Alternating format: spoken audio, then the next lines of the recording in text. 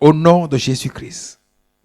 Si je vous dis que le monde entier est sous la puissance de l'ennemi, j'ai l'impression que je vais avoir un oui chez tout le monde. On est très vite d'accord à dire cela. On est très d'accord là-dessus, tout de suite.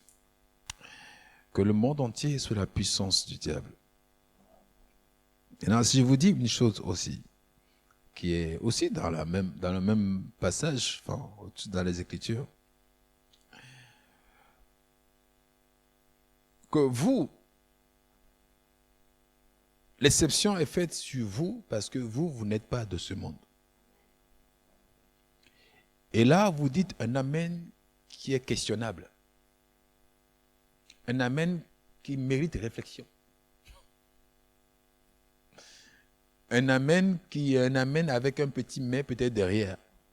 Si j'avance encore, je dis, si, parce que le diable a la même mise sur le monde, mais sur ce qui est du monde. Et que vous, n'étant pas du monde, le diable ne peut pas avoir sa même mise sur vous. Et il dit que celui qui est en vous est nettement plus grand que celui-là qui gouverne le monde. Et qu'au cas où il y aurait match, où il y aurait affrontement, la victoire est connue d'avance. C'est un match déjà joué, on sait qui a gagné. Alléluia. Il dit le monde entier, dans le même passage où c'est dit le monde entier est sous la puissance du diable. Dans le même passage, à une phrase près, il est dit aussi, mais vous êtes de Dieu. Et pourtant, on nous a bassinés des années pendant que le monde est sous la puissance du diable. Ça s'arrête là-bas, point. Et le chrétien rentre chez lui avec la pensée que, ah oui, le monde est sous la puissance du mal. C'est effrayant. C'est 1 Jean chapitre 5. Prenez vite fait. Pour ça, on va être d'accord tous ensemble. 1 Jean chapitre 5. Je crois le verset... le verset quoi ça? C'est le verset quoi? Le verset 5 peut-être? Ou le verset... Trouvez-moi le verset 5 pour voir. 1 Jean 5. Soit le verset 5 ou le verset 4 déjà. Non, pas là. Dans le verset 4 alors.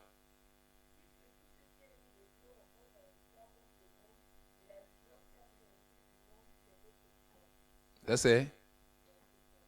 Et le verset 5 dit.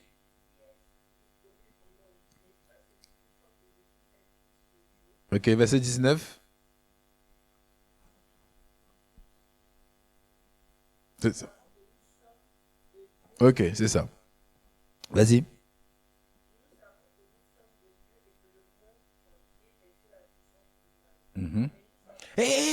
Mais, tout de suite, il y a un mais. Vous voyez, c'est même pas long, c'est même pas une phrase après. C'est tout de suite. Nous savons que le monde entier est sous la puissance du diable. Mais, c'est tout de suite, il y a un mais. Tout de suite, il y a un mais. Je veux dire, que le monde soit sous son influence ou pas, ça ne me concerne pas. Parce que je suis dans le mais. Est-ce que vous suivez? Je suis dans le mais. C'est pour ça que quand j'achète ma télé, j'achète mon portable, j'achète tout ce que je fais, je crée mes réseaux, ça ne peut jamais être pour l'aider lui dans son monde. Ça ne peut jamais être pour l'aider lui dans son opération mondiale. Mais nous sommes de Dieu, c'est ça non? Mais nous sommes de Dieu. Ça fait une exception. Mais nous ne sommes pas pareils. Ça ne nous concerne pas cette histoire-là. Ça ne me concerne pas que le diable soit gouvernant du monde. Ésaïe dit, Ésaïe dit, la gloire de Dieu, il dit, la bonté de Dieu remplit toute la terre. Je dis, mais quelle terre lui parle? La terre que le diable gouverne ou il voit une autre terre?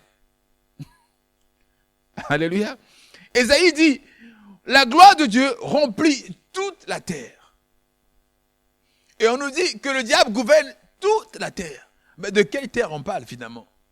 Il y a une terre qui est remplie de la gloire et une autre qui est remplie de la gouvernance de Satan. Vers laquelle tu es. Alléluia. Sur quelle terre toi tu es? Parce que si tu es dans une terre, tu vas être frappé par les conditions de cette terre-là. Si tu es en Europe, il ne faut pas crier que il ne fait pas froid, il ne fait pas chaud. C'est normal.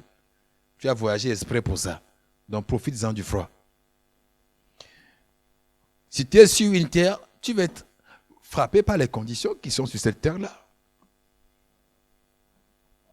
Alléluia. Puis tu es sur la terre dont Ésaïe parle. remplis de la gloire de Dieu. C'est question de perception.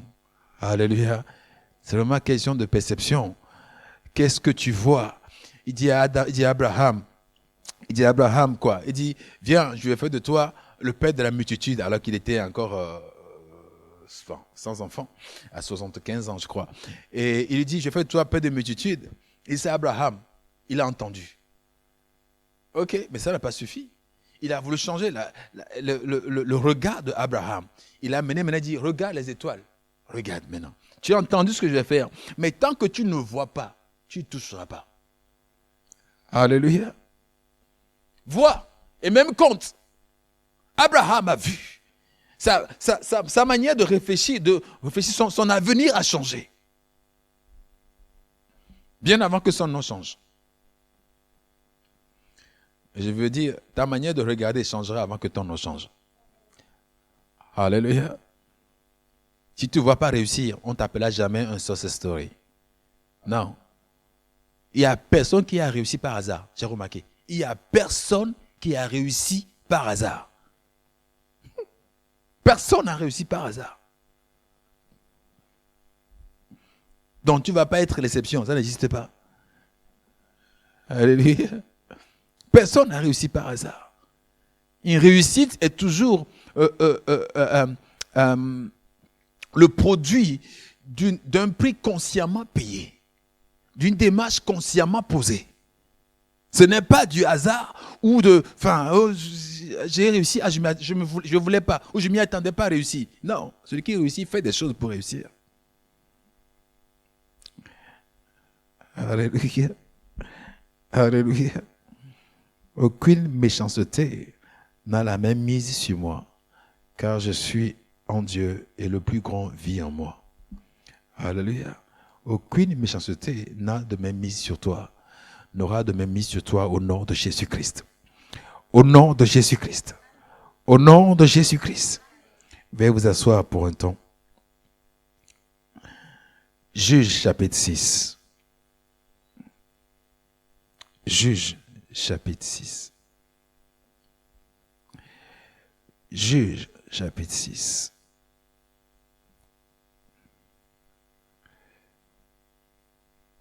Juge chapitre 6. Vous connaissez tous l'histoire de Gédéon. Gideon en anglais. Gédéon.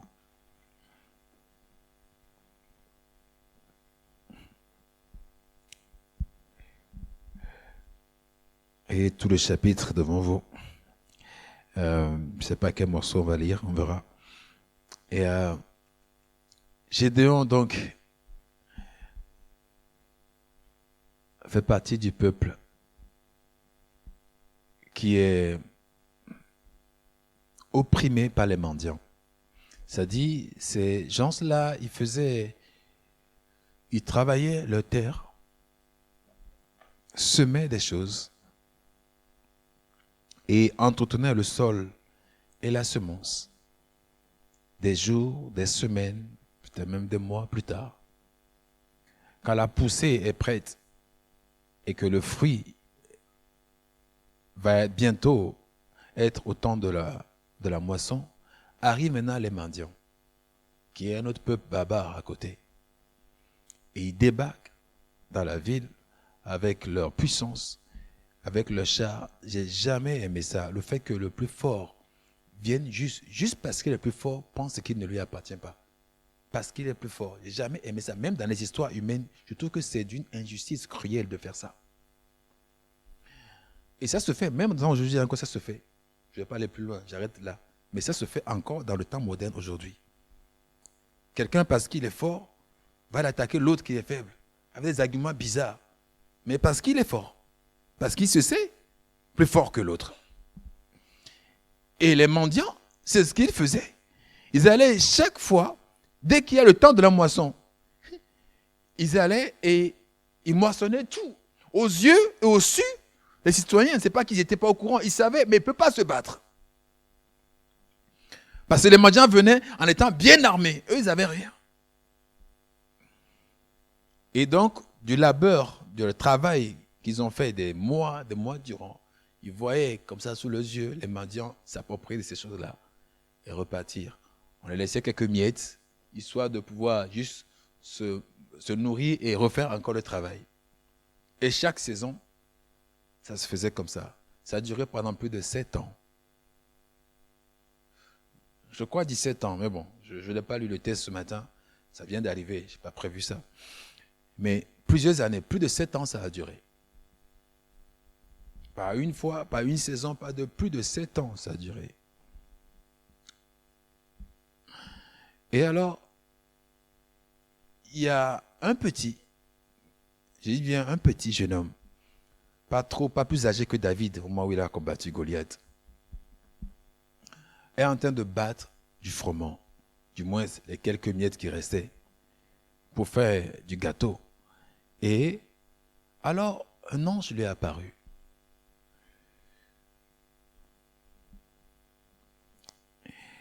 L'ange lui est apparu dans le chapitre 6.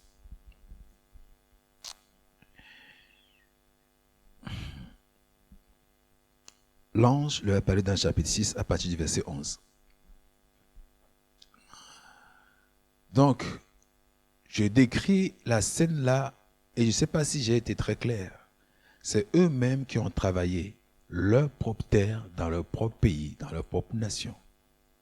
Une fois que le temps de la récolte arrive, et c'est systématique comme ça a perduré comme ça, les mendiants, un pays juste annexe, un pays frontalier qui est juste là, qui débarque chez eux, dans leurs champs, pillait tout ce qu'ils pouvaient prendre, tout ce qui est bien, tout ce qui est mieux, ils le prenaient. Ils laissaient les trucs qui sont gringalés, un peu chétifs, pas bien mûrs, ils laissaient les détails, les miettes. Ils partaient avec le maximum de la récolte. Et je dis encore, ce n'est pas de nuit, comme s'ils sont cachés. Non, ils viennent en plein jour, avec leurs armes. Et pas une fois, pas 2 fois, pas 3 fois. Durant plusieurs années, tu travailles. D'ailleurs, il y a beaucoup ici en Europe qui travaillent, mais ils ont l'impression de ne pas travailler.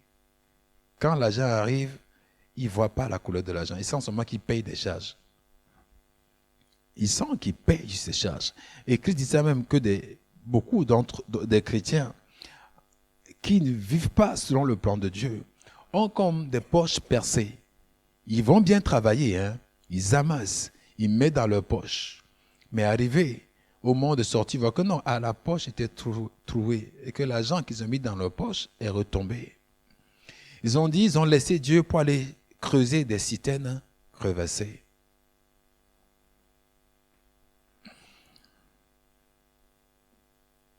Et donc ce peuple-là était affligé, opprimé de la sorte pendant des années. Et dans leur oppression, ils ont aussi crié à Dieu. Heureusement d'ailleurs, parce qu'une visitation, c'est toujours la réponse d'une demande. Dieu ne va jamais te visiter si jamais on a prié pour toi ou toi-même tu avais prié pour toi-même. Une visitation, c'est toujours une réponse. Alléluia. Une visitation, c'est pas si Dieu n'a rien à faire. C'est le diable qui dit, on dit, où vas-tu? Il dit, I'm going to and flow. Je me balade ici et là. Je me balade un peu. Comme disait c'était, je vais me perdre un peu. Je vais me balader un peu, sans objectif fixe. Il n'y a que le diable qui fait cela. Et ceux qui sont ses patriotes. Mais Dieu ne se balade pas tout un flot. Il ne va pas sans raison, sans but. Donc si Dieu vient chez toi, s'il frappe à ta porte, c'est qu'il a un objectif. Alléluia. Et chaque visitation, c'est une réponse. Et il y a une visitation de cet ange-là qui vient voir Gédéon. Lui, il était en train de battre du froment, au verset 11. Puis vint l'ange de l'Éternel et il s'assit sous le térébin de l'Ophra, qui appartient à Joas, de la famille d'Abiézer. Gédéon, son fils, battait du froment au pressoir pour le mettre à l'abri de mendiants. Au moins, il fait quelque chose pour le cacher, pour que les mendiants ne voient pas. Et l'ange de l'Éternel lui apparut et lui dit, l'Éternel est avec toi, vaillant héros. Gédéon lui dit, mon Seigneur, si l'Éternel est avec nous là, pourquoi toutes ces choses sont-elles arrivées? Où sont tous ces prodiges que nos pères nous racontent? Quand ils disent, ah, l'Éternel nous a-t-il pas fait monter hors d'Égypte?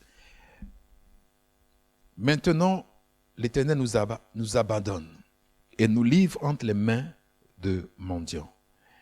L'Éternel se tourna vers lui et dit, va avec cette force que tu as et délivre Israël de la main de mendiants.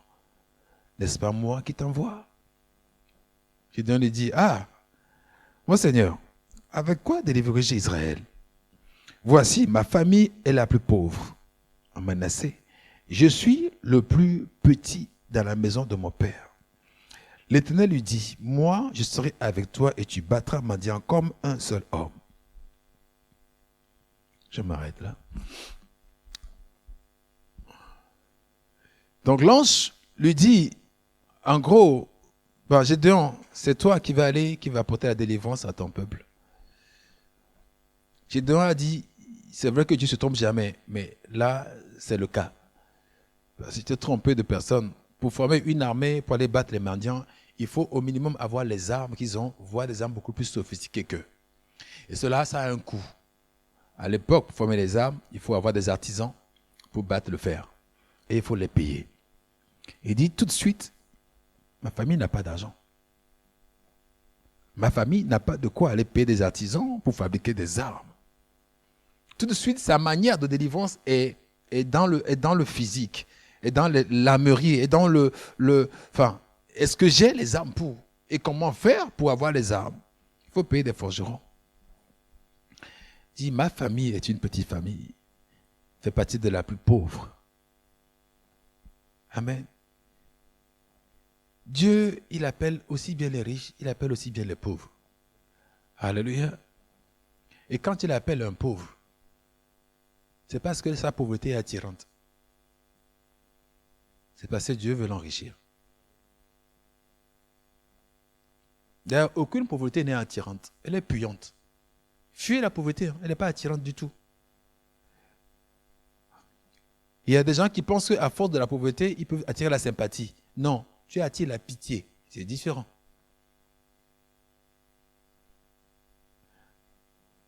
Ouais, comment vous ne dites pas Amen? À ne pas confondre pitié et sympathie. Vous attirez la pitié.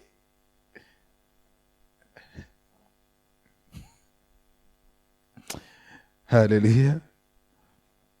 Avec Dieu, on peut vivre sans la cave. Et vous êtes tous des clients de la cave, donc dites Amen. Tous ici, vous êtes des clients de la cave, dites Amen. C'est quoi ça? Il y a des gens, je ne sais pas si c'est encore aujourd'hui, j'ai un frère, Roger, je ne sais pas, un long moment, il ne touchait pas à la cave. Ça fait des années.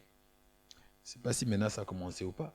Et il y a beaucoup de personnes que je connais qui ne touchent pas à la cave. Et tout ce que tout le monde touche, c'est-à-dire même les ministres touchent quelque chose de la cave, c'est pour les enfants. Vous savez, quand tu as un enfant, je ne sais pas comment ça s'appelle, il y a un nom, et ça vaut à peu près 100 quelque chose euros. Non, pas ça. Non, pas l'allocation familiale de ce genre-là, non. Celle qui dit que quand tu mets un enfant au monde, tout de suite, l'État te verse quoi, 130 ou quelque chose euros pour l'enfant. Et même si tu es riche, tu le reçois. Mais à l'allocation familiale, de façon générale, les riches ne le reçoivent pas. Parce que ce n'est pas quotient familial. Alors que ce dont je dis là, c'est qu'une fois qu'un enfant naît, une fois que l'enfant est venu, que c'est de toi, tu as droit à ça, soit ce montant 130 quelque chose euros. Et ça, même le président en a droit. C'est pour vous dire, il n'y a pas de ton statut social dedans. Mais pour le reste des prestations, ça dépend de ton quotient familial. On est d'accord? Donc, si ton quotient familial est au-delà de 500, au-delà de 600, au-delà de 1000, au-delà de 2000, au-delà de 3000, je ne suis pas sûr que la CAF va être ton ami. Non. Ceux qui touchent la CAF sont en dessous de 3000, comme quotient familial. Vous voyez comment vous êtes triste, au lieu d'être en joie. Si je vois le visage des gens, ça m'attriste vos visages. Il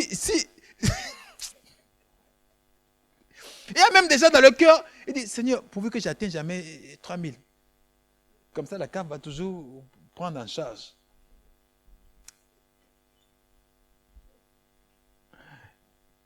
Si votre quotient il est à 5 000 euros, je vous assure que, quotient, hein, pas votre salaire, le quotient familial est à 5 000 euros, j'assure que la CAF vous dit bye bye.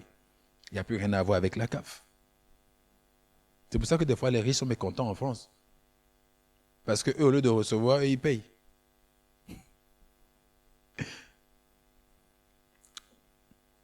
Alléluia. Le chrétien aime dire, je suis une bénédiction. Alors qu'il est client CAF. Je suis une bénédiction, je suis une bénédiction, je suis une bénédiction.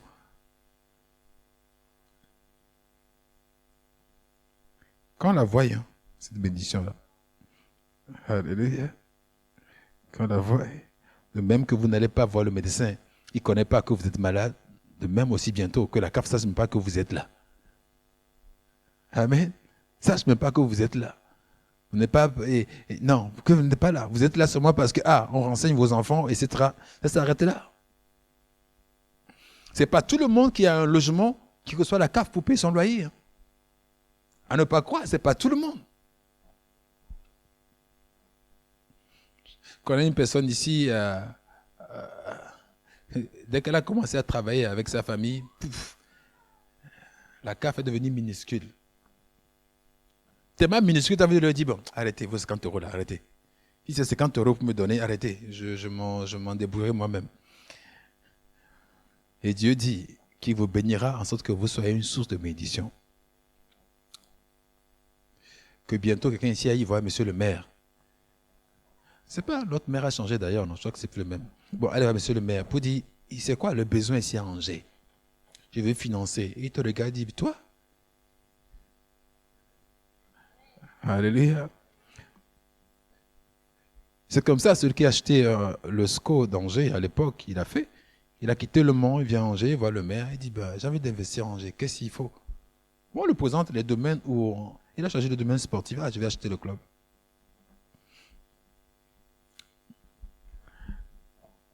Alléluia. Ce que vous ne pouvez pas concevoir, vous n'allez pas pouvoir l'avoir. Hein?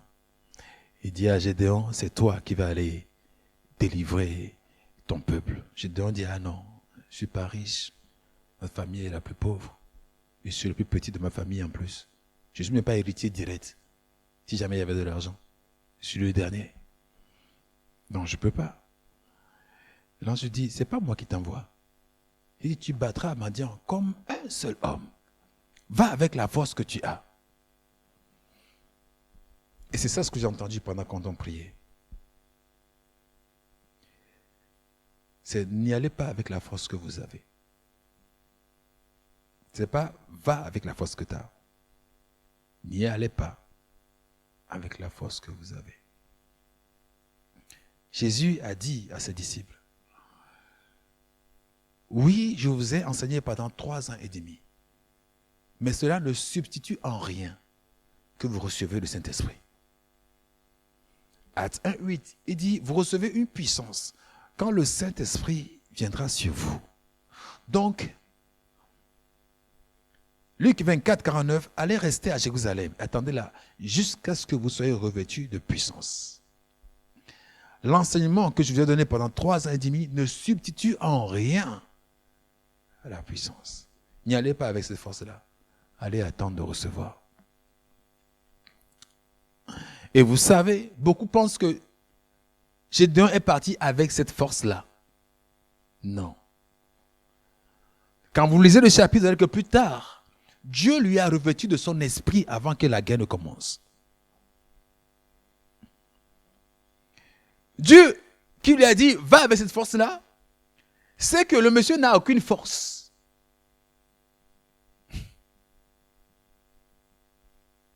Il a rassemblé le monde. Il a rassemblé les gens, étaient prêts à aller au combat. Il a rassemblé, les gens sont rassemblés. C'est en ce moment que Dieu a dit, ok, avec cette force qu'il a, il a déjà cru à la prophétie, il a ramassé, il a rassemblé du monde, il est prêt à entreprendre la tâche. Dieu est venu le revêtir de son esprit.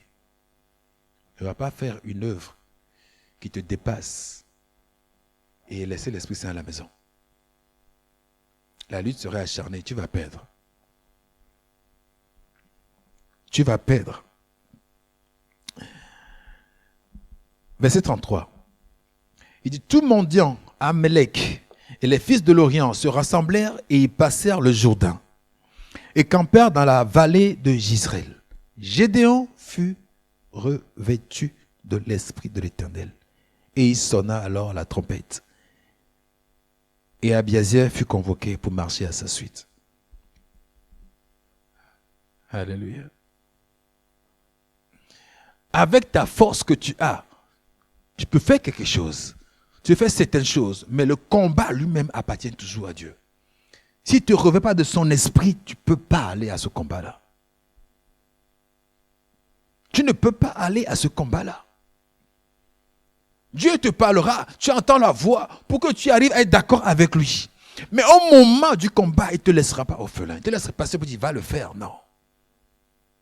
Il sait comment, il sait le poids de l'adversité, il sait comment l'ennemi est redoutable. Il ne te laissera pas aller combattre avec un poids lourd qui te dépasse. Il ne fera pas ça. La question de donner sa place à l'Esprit Saint est très importante. N'embarque pas dans un combat.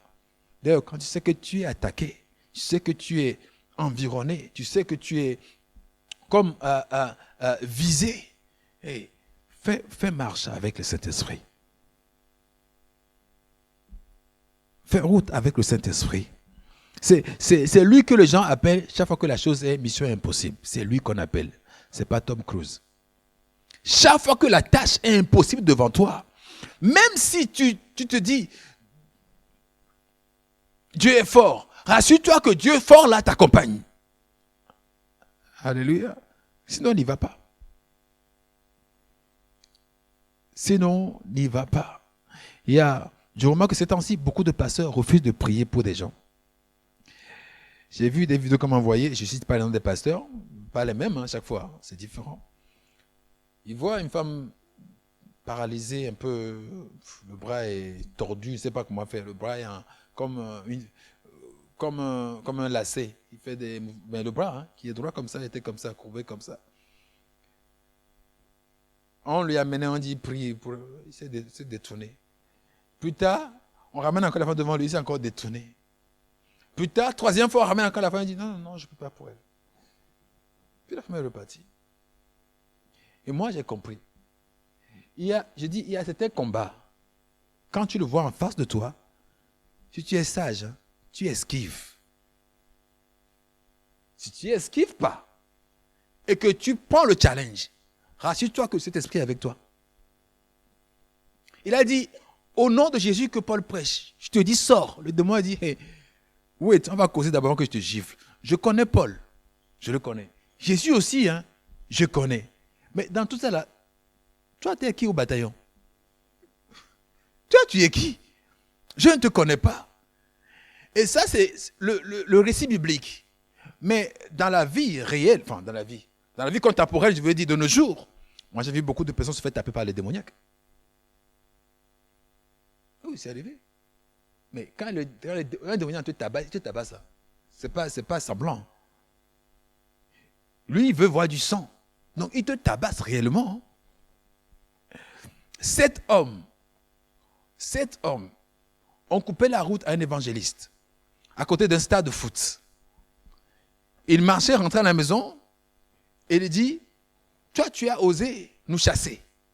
Il dit, mais lui pensait qu'il est dans le rapport humain avec des gens. Il dit, bonjour. Paf, gifle. Il dit, mais qu'est-ce que c'est? Paf, une autre. Et avant, les 7 hommes commençaient à le taper. Les 7 hommes commençaient à le taper. Ce qu'il dit, Seigneur, je vais mourir, peut-être, Seigneur.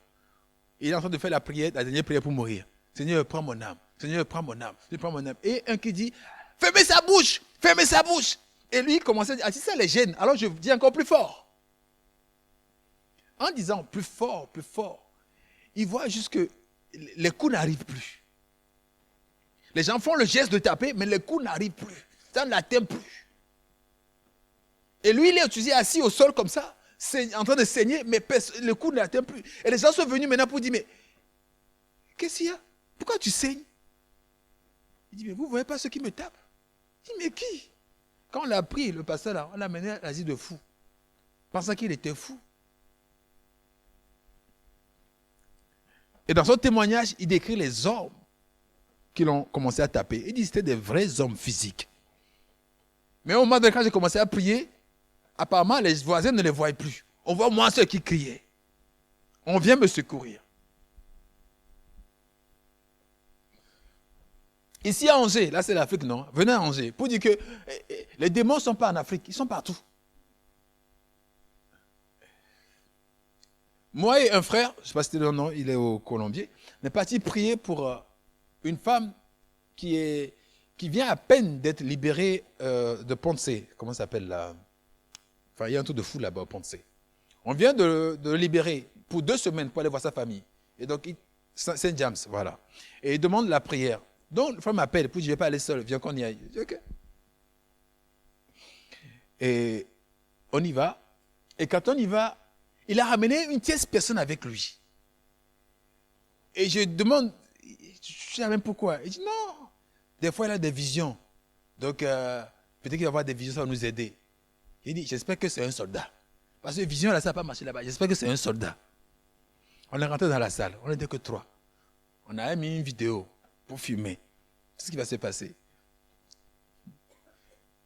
Ils ont supprimé la vidéo après. Hein, parce que la honte, là. Ils ont supprimé la vidéo après.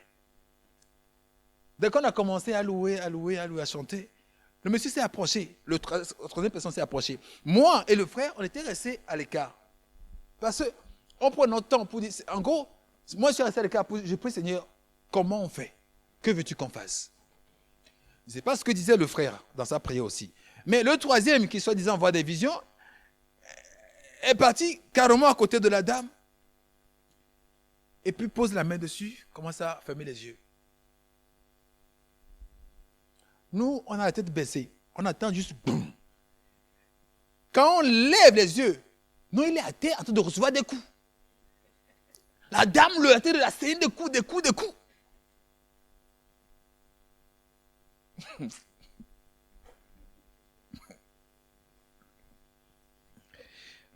Et quand on est venu arrêter, et la dame revient à lui, on dit, mais pourquoi tu fais ça? Non, je n'ai jamais rien fait. C'est un démon qui est en train de le frapper. Il ne t'a pas reconnu dans le bataillon. Il ne t'a pas reconnu. Et je dis, des pasteurs que vous connaissez qui sont très populaires, à certains cas, il dit, ça je ne fais pas. Ça je ne fais pas. Je suivais un culte d'un pasteur à Lille, et une dame est arrivée avec un ventre gonflé depuis 9 ans. Au départ, elle croyait qu'elle était enceinte. Mais elle n'a jamais enceinte, de 9 ans. Le ventre est toujours là. Et quand elle s'est levée là-bas, on dit, ce qui veut recevoir une touchée. Et quand elle a entendu l'annonce, elle s'est levée pour s'approcher. Parce qu'elle a dit, non, pas toi. Et puis il y a le silence que j'ai vu. Et puis il dit, non, son cas est... Qu'est-ce qu'il a dit? Son cas est spécial. Ce n'est pas moi de s'en occuper. Dieu même fera. Alléluia. Alléluia.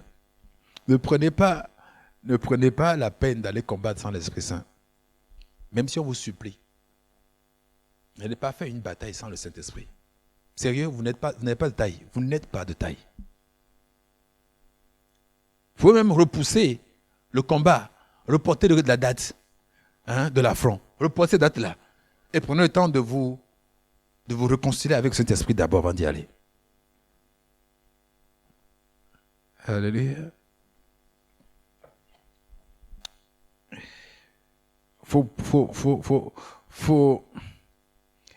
Je prie avec un pasteur pour une malade. Bon, elle était malade. Et chaque samedi, quand on finit la prière, le pasteur m'appelle le dimanche soir après le culte ou tard dans la soirée. Il me dit, mais tu as été attaqué. Je dis, comment ça attaqué? Il dit, non, moi j'ai été attaqué. Tantôt c'est le pied, tantôt c'est le coude, tantôt c'est le dos. Il dit, comment? Je me suis on m'a combattu dans le rêve. On m'a frappé, moi aussi j'ai donné des coups. Je suis levé, j'ai mal ici, j'ai mal ici. Bon, je bénis le Seigneur, qu'on ne m'a jamais attaqué dans la nuit. Certes, mais beaucoup de chrétiens font aussi des rêves comme ça. On m'a attaqué dans la nuit, on m'a giflé, tu te lèves le matin, tu as le rouge ici.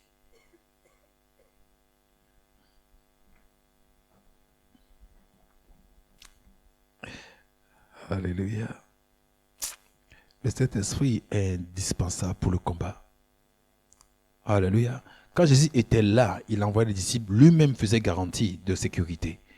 Mais il n'est pas là physiquement. Et il est plus avantageux pour nous de marcher avec le Saint-Esprit. Alléluia. Ne prends pas les combats à la légère. Ne prends pas les combats de ta vie à la légère. Si tu sais qu'un combat est là et que tu n'as pas l'Esprit Saint avec toi là, prends un temps. Va négocier ça avec l'Esprit Saint. On fait quoi? J'y vais ou j'y vais pas? Tu es avec moi ou tu n'es pas avec moi? Il dit à Gédéon, on va parce que je suis avec toi. On est d'accord? Parce que je suis avec toi. Un frère s'est pris pour mission de délivrer une famille. Parce que dans la famille, il a un ami. Il veut tellement bien cet ami, il a dit non, vous tous vous devez changer de vie, vous devez être croyants. Donc, moi, je vais attaquer tous les idoles de ta famille. Quelque part, c'est honorable. C'est même pas mauvais, c'est honorable. La bataille là, il a invité d'abord le frère, son ami, à l'église. Le père l'a rappelé. Il dit, mon fils, tu ne l'amènes jamais à l'église. Il répond au père, tu n'es pas Dieu. Moi, je vais l'amener à l'église. Fais ce que tu peux faire. En faisant ça, c'est bien. Et Élie dit, il n'y a pas de pluie qui tombe si ce n'est à ma parole. Donc, l'ardiesse dans le Seigneur est bien. Mais il faut que ça soit vraiment dans le Seigneur, tu vois. C'est juste ça. Il faut que ça ne soit pas ma poitrine, que ce soit sa poitrine que je tape. Alléluia. Voilà, que je parle, que me glorifiant du Seigneur. Et il fait ça. Il invite encore l'enfant, le jeune homme encore, à l'église. Comme ils ont un lien d'âme entre lui et cet ami-là, c'est plus facile de dominer cet ami. C'est ça le lien d'âme, le secret de l'âme. Quand tu as un lien avec quelqu'un, tes prières marchent plus vite. Ou l'inverse d'ailleurs marchera aussi plus vite. Si la personne veut aussi le faire du mal, ça peut marcher aussi plus vite. Parce qu'il y a déjà un lien qui s'est créé. Donc le jeune est plus sous son influence. Il dit, viens, il va avec lui à l'église. Son père appelle, il est où? Il dit, il est à l'église. Il dit, qui t'a amené? Il dit, ok. Lui aussi prend son costume, il va dans son truc aussi. Et le combat a commencé. Depuis l'église, le monsieur commence à avoir des vomissements, des sauts roulés par terre. Quand ça a commencé, les gens à l'église au culte ont commencé à penser que c'était l'Esprit Saint. Alors que ça n'a rien avec l'Esprit Saint. Convulsion, et puis le deuxième aussi, paf, à terre. Donc, le culte était presque à sa fin. On a fait les offrandes, on était dans les annonces quand ça se passait. On dit, bon, on finit le culte, on prie pour eux à part. Dans la prière à part, là, ils ont commencé tous à parler avec la voix de papa du monsieur. Ils ont tous commencé à parler, mais avec la voix, le timbre d'une autre personne. On lui dit, mais un qui le connaît, dit, non, je crois que la voix qui parle, c'est la voix du papa. Le pasteur, croyant que le papa aussi est de bonne intention, il appelle. Le papa décroche. Il dit, je n'ai pas fini avec eux, ils vont mourir tous les deux là aujourd'hui. Direct. Je n'ai pas fini avec eux, ils vont mourir tous les deux là aujourd'hui. Je suis pour moi tranquille. Votre enfant de l'église là, il est venu me défier. Donc ce Dieu se montre. Heureusement que le pasteur a dit, ce n'est pas que le Dieu de l'enfant, c'est aussi mon Dieu aussi. Alléluia. Et il dit, soit tu défies notre Dieu à nous tous dans l'assemblée, soit tu arrêtes. Il ne veut pas arrêter. Et ça a été un combat comme ça. Une prière de 2 heures qui a suivi pour que les gens là se relèvent sains et saufs. Revenu à lui-même, le monsieur, on a dit au jeune homme, fais les combats qui sont à ta portée. Alléluia. les combats qui sont à ta portée. Il y a un qui prie un jour, et Seigneur, je lis tous les démons de l'Angleterre. Et le pasteur a dit, lis d'abord ceux du quartier ici. Lis d'abord ceux du quartier. Lis d'abord ceux du quartier ici.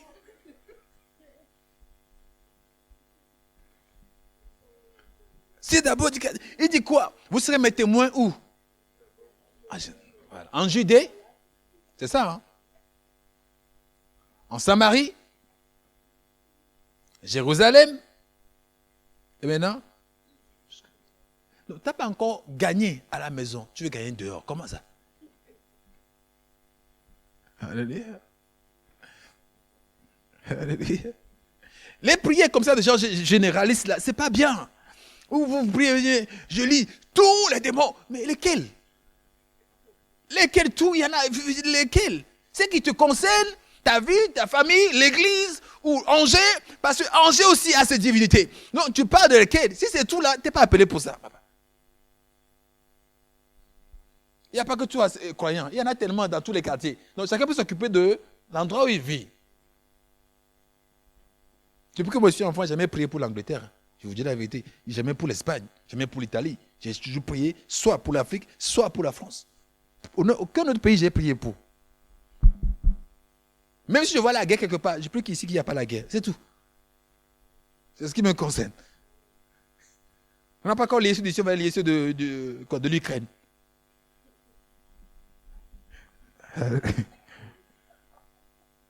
Alléluia. Quand le mendiant vient et que même tu es dans ta justice, dans ton droit, il y a des gens qui sont venus te prendre tes biens, prendre tes trésors, voler ta vie, voler l'espoir que tu avais de construire quelque chose. Mais je te dis, prends garde, ne les combats pas tant que Dieu n'est pas avec toi. Des fois, on peut être patient. Même si on vient te voler, c'est dans ta justice de répondre. Mais puisque ce n'est pas toi qui vas faire le combat, attends-toi au Seigneur. Alléluia. C'est bien d'attendre au Seigneur. Que Seigneur, quand est-ce que j'y vais? David, faites comme David, on a pris ses enfants. C'est bien, ses trésors, on est parti, il vient d'arriver. Alors que lui, de son historique, il n'a jamais perdu un combat. Et pourtant, il a descendu du cheval, s'est mis à genoux devant ses officiers, et puis commencer à prier. Seigneur, est-ce que je dois le poursuivre? Le combat là, tu me livres ça entre mes mains ou pas? Dois-je le poursuivre ou pas? Il entend Dieu lui dire, va, poursuis-les, je les livre entre tes mains.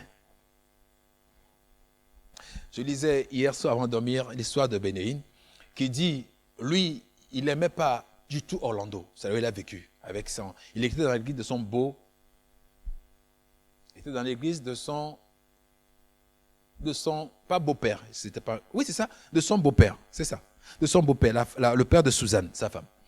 Et dans cette église-là, bon, le pasteur avait une direction que lui, et puis les gens du quartier ne l'aimaient pas. En gros c'est ça, les gens du quartier ne l'aimaient pas. Et lui, donc, il voulait aller faire l'église au Tézès, dans une ville qui s'appelle, j'ai oublié encore le nom, vraiment la ville là-bas, au Tézès, là-bas, il y a le soleil tout le temps, alors qu'Orlando, il pleut. Jamais été, donc je vais vous confirmer. Et donc lui, dans son désir, c'est que Dieu veut que j'aille ouvrir l'église là-bas. Donc il préparait. J'ai visité là-bas l'endroit avec sa femme plusieurs fois. Ils vont se jouer là-bas juste pour faire des repérages. L'endroit. Et puis un jour, pendant qu'il prend le vol de Orlando pour aller se rendre quelque part, il s'assied à côté de quelqu'un qui lui dit, tu vis où? Bon, ils sont en train de changer un peu. Arrive la question, tu vis où? Non, je suis à Orlando, mais bon, je vais bientôt déménager. Et là, l'autre qui est inconnu avec qui il parlait, c'est un peu tout d'un coup intéressé. Et il lui dit, mais pour quelle raison suffisante tu vas quitter Orlando? Il lui explique que non, je pense que je vais aller faire ça dans un autre pays, Texas. Je suis un homme d'église, je vais faire quelque chose là-bas, parce que je dois aller toucher le monde. Et je pense qu'en étant là-bas, bien positionné, ça serait mieux. L'autre qui n'est même pas, on ne sait pas s'il est chrétien ou pas, lui dit, Béni, tu voyages, tu fais des plans pour toucher le monde. Mais si tu restes sur place, autrement dit à Orlando, c'est le monde qui viendra vers toi. Il dit, ça l'a perturbé. Il rentre à la maison, quelques semaines après. Un ami vient chez eux, ça veut manger le Thanksgiving. Manger le Thanksgiving, je suppose que c'est de l'agneau qu'il mangeait. Et l'ami qui s'arrête à un moment donné, puis il est connu pour ses prophéties, et puis il dit, Béni, Dieu me dit de te dire qu'il faut que tu ailles à Texas, que tu ailles à Orlando. Et là-bas, il faut que tu fasses une église. Si tu ne le fais pas, quelqu'un d'autre le fera. Il a dit à la personne, tout le reste c'est bien, mais la partie Orlando, là, t'es sûr que c'est Dieu? Il dit, moi, c'est ce que j'ai reçu. Et Dieu, on va examiner tout ça, qu'on appelle mangeant. 2 mois plus tard, son propre pasteur maintenant, à la fin d'un culte, lui dit, pas son propre pasteur d'église, hein, non, il faut comprendre l'histoire. C'est qu'il a un pasteur dans l'église, mais le pasteur, lui, il ne le considère pas comme son pasteur. Et c'est ça l'envie pour lui d'aller créer une autre église ailleurs. Donc, il a un pasteur dans l'église qui n'est pas titulaire, qui considère lui comme son pasteur personnel. Et celui-ci-là aussi lui dit, maintenant, de ces 4, Béni, Dieu me dit de te dire que il faut que you raise a church. Il faut que tu ériges, je ne sais pas trop, une église à Orlando. Si tu ne le fais pas, quelqu'un d'autre le fera. Et Dieu a un plan pour ta vie. Bon, il a écouté, il dit, bon, ça fait 4 personnes qui m'ont dit, ok. Il met ça dans le candidat. Il dit tous la bonne chose, mais ils oublient une chose, c'est que ce n'est pas Orlando. Dieu a dit que si tu fais confiance en lui, il mettra dans ton cœur des chemins tout tracés. Donc, si tu as mis dans mon cœur Texas, tu ne peux pas venir me parler de Orlando. Tout est vrai, sauf la ville. Parce que la vie que tu as mis dans mon cœur, moi, c'est Texas. Et à la fin d'un moment de répétition, parce que j'ai appris aussi qu'il joue beaucoup, je ne savais pas. Donc, à la suite d'une répétition, il entend maintenant Dieu lui dit lui-même. Bon, je vous ai dit qu'il détestait Orlando, mais sa femme, Suzanne, déteste encore plus Orlando. Donc, Dieu lui dit, le temps est venu maintenant. Il faut que tu te lèves et que tu fasses une église à Orlando qui sera un cachot pour des milliers de personnes. Un canon, pas un cachot, un canon pour des milliers de personnes. Canon de sauvetage. Pour des milliers de personnes. Et il a entendu, et puis surtout il a dit aux gens, aux chantres, j'arrive. Il part quelque part comme s'il va aux toilettes, et puis il dit, là c'est je viens de te le dire à haute voix. Si c'est toi qui me parles là, va parler à Suzanne. Parce que moi encore je peux accepter, parce que je t'ai entendu. Mais Suzanne là, moi je ne vais pas le convaincre. Va lui parler. Et donc la répétition finit. Et il rentre à la maison. Et quand il rentre, Suzanne dit, j'ai quelque chose à te dire. Suzanne lui dit, non, j'ai quelque chose à te dire. Il dit, non, moi d'abord, c'est très important. Il dit, non, attends, moi j'ai quelque chose à te dire, c'est très important. Bon, avant de savoir qui va parler, il dit, ok, vas-y. Suzanne dit, Dieu m'a dit de te dire qu'il faut que tu construis une église à Orlando. Il est resté comme ça. C'est toi qui me dis ça. Dieu t'a dit, oui. Et tu es convaincu. Ah oui. Et c'est comme ça qu'ils ont embarqué à Orlando. Ils ont embarqué du coup de faire l'œuvre à Orlando, là où ils ne sont pas du tout aimés. Et que de une personne, l'église Orlando aujourd'hui, pas aujourd'hui, au moment où le livre que je lisais hier est écrit, ils sont 7000 membres. 7000 membres. Ne prenez jamais un combat sans le Saint-Esprit. Alléluia. Quand Dieu dit à David d'aller faire une église, ils étaient à la capitale. Dieu lui dit non. Va pas à Shiloh, il s'appelle maintenant Shiloh, mais va à Ota. Et fais une assemblée là-bas. Il prend le GPS, il cherche Ota, il ne trouve pas Ota. GPS ne connaît pas. Il demande au quartier, on envoie la voie, il trouve là-bas. C'est une brousse. Il n'y a même aucun. Il dit, le plus près de quelqu'un qui habite là-bas, il faut rouler en voiture pendant au moins 15 minutes. Il dit, il regarde le ciel, il regarde la terre. Il dit, mais le GPS ne fonctionne pas là-bas ou quoi? Ici, il n'y a pas d'être vivant. Je vais rassembler qui? il s'est rappelé que Dieu lui a dit la même chose quand il avait construit quand il avait la première assemblée. Première assemblée, il était peu de personnes pendant des années, et puis tout d'un coup, ça a commencé à avoir beaucoup de monde. Et quand ça arrivait à avoir beaucoup de monde, vous savez, quand il y a beaucoup de monde, c'est là où le serviteur, il est un peu plus, comment on dit, des soutiens des autres personnes, pasteurs, assistants, etc. Donc, au moins, il pensait vraiment profiter du ministère. Là, Dieu lui dit que non, laisse la charge maintenant à l'adjoint. Toi, va à Kaduna, va là-bas, va faire une assemblée. Au fait, il va aller partir de zéro, évangéliser, repartir de zéro. Donc, quand Dieu lui a dit ça la première fois, il a fait pareil. L'assemblée de Kaduna aujourd'hui est plus grande que l'assemblée de Lagos. Donc, quand Dieu a encore dit à Kaduna de quitter là-bas pour aller à Ota, ce qu'il a rappelé, il dit, ah bon, c'est le même Dieu qui m'a dit de quitter Lagos un jour. Pour Kaduna, je l'ai fait, j'ai vu le triomphe. Donc, ok, je vais faire. Le dimanche qui a suivi, annonce à toute l'église à Kaduna que bon, dans quelques mois, dans cette année, lui, il va aller officier à Ota.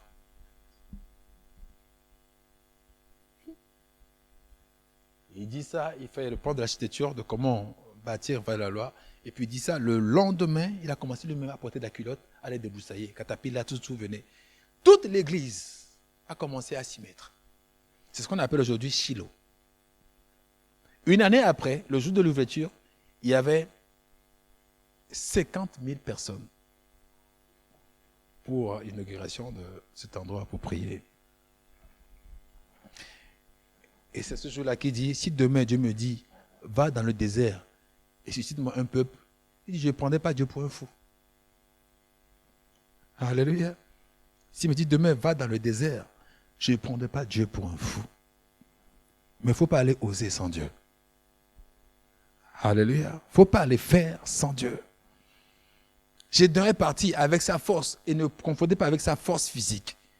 Avec la force là que Dieu lui a donnée. Dieu lui a revêtu de son esprit. Dieu lui a revêtu de son esprit. Et quand tu sens que l'esprit te manque, fais en toutes choses pour que l'esprit soit là. Parce que tu n'es pas capable de remporter même une petite bataille sans lui. Même une petite bataille, tu n'es pas capable de le faire sans lui. Et donc nous allons prier.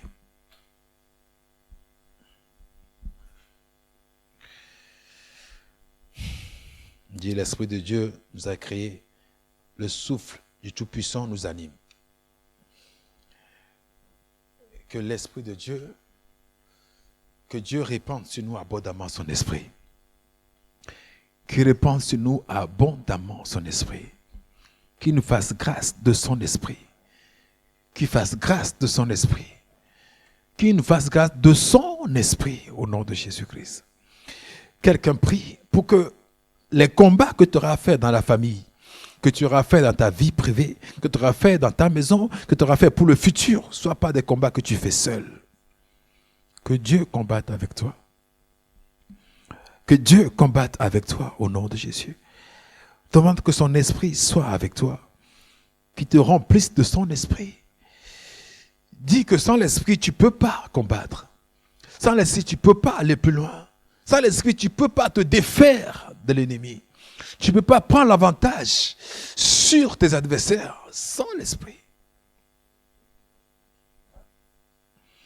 Dieu a dit, je ne vous laisserai pas orphelins. Seigneur, fais-nous ressentir tout le temps ta présence. Fais-nous savoir tout le temps quand tu es avec nous. Au nom de Jésus, fais-nous savoir tout le temps quand tu es avec nous. Tout le temps quand tu es avec nous. Tout le temps quand tu es avec nous. Tout le temps quand tu es avec nous. Fais-nous ressentir tout le temps quand tu es avec nous, Père. Fais-nous ressentir tout le temps quand tu es avec nous. Nous savons que sans l'Esprit, sans le Saint-Esprit, Dieu semble être loin. Dieu semble très loin sans le Saint-Esprit. Le chrétien, le Christ même, Jésus pour nous est une histoire. Ça reste dans le passé sans le Saint-Esprit. Et l'évangile, la parole est une lettre morte sans le Saint-Esprit. Oui, sans le Saint-Esprit.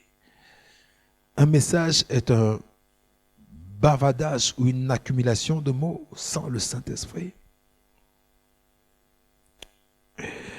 l'autorité est juste une domination stérile sans le Saint-Esprit.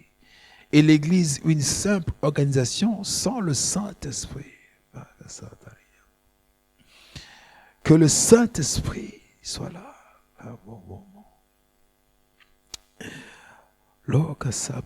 Une action de foi est comme une idéologie sans vie s'il n'y a pas l'Esprit. S'il n'y a pas l'Esprit, et qu'un culte est juste une évocation comme ça, sans le Saint-Esprit. Et que une mission devient juste une propagande sans le Saint-Esprit. Alors que quand il est là, voyons Dieu plus près. Même la galaxie, l'atmosphère, le cosmos, la Voie lactée, tout change. Tout trémousse parce qu'il est là. Tout trémousse, tout gémit dans la réalité du royaume quand le Saint-Esprit est là. Quand il est réel pour nous. Même la résurrection de Christ prend toute une autre forme quand le Saint-Esprit est là. L'Église devient la cité du Dieu vivant quand le Saint-Esprit est là. Sans lui, nous ne pouvons rien faire. Sans lui, nous ne pouvons rien faire. L'Évangile est une puissance de vie quand le Saint-Esprit est là. Une conversion de puissance quand le Saint-Esprit est là. L'autorité est un service libérateur quand le Saint-Esprit est là. Oui, quand le Saint-Esprit est là, la mission est une dynamique pentecôtiste ou dynamique de réveil quand le Saint-Esprit est là. Oh, tu dis, tu nous donneras un cœur nouveau, tu mettras ton esprit en nous. Fais-le, Seigneur, au nom de Jésus. Fais-le au commencement, Seigneur. C'est ton esprit qui vient rapprocher les hommes de Dieu et qui rapproche aussi les hommes entre eux pour n'en faire qu'un seul peuple, sans distinction de race, d'ethnie, de statut social, de rang, d'origine, d'éthique. C'est ça l'Église que toi, ton esprit, crée. Que l'esprit plane au milieu de l'assemblée. Que ton esprit soit avec nous. Que ton esprit soit sur nous. Que tout domaine qui se réfère à l'abîme, que ton esprit plane dessus. Que tout domaine qui est dans un chaos, que ton esprit plane dessus. Que tout domaine qui est comme un chantier dans nos vies, que ton esprit plane dessus. Que tout domaine où il y a du travail à faire, que ton esprit plane dessus. Que ton esprit soit sur chaque initiative de nos vies au nom de Jésus. Que ton esprit s'en va avec nous. Que nous partons avec la conscience de la fragilité que nous constituons, que nous représentons sans ton esprit. Oh, comment nous sommes fragiles sans ton esprit. Oh, comment nous sommes rien sans ton esprit. Oh, comment nous sommes faibles sans ton esprit. Oh, comment nous sommes misérables sans ton esprit.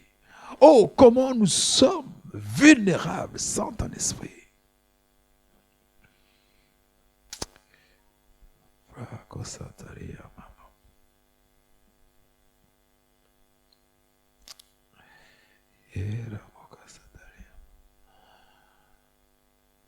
Au nom de Jésus-Christ.